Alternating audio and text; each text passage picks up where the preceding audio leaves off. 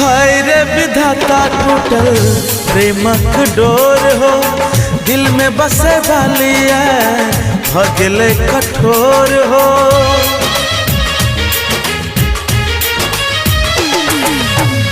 हाय रे विधाता टूटल प्रेमक डोर हो, दिल में बसे वाली है भगले कठोर हो।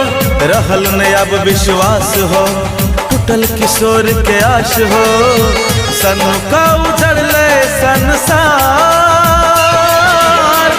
पागल बना कर गेल यारो,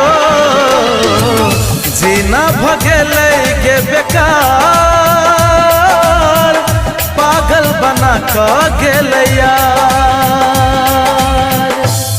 जीना भगेले के बेकार।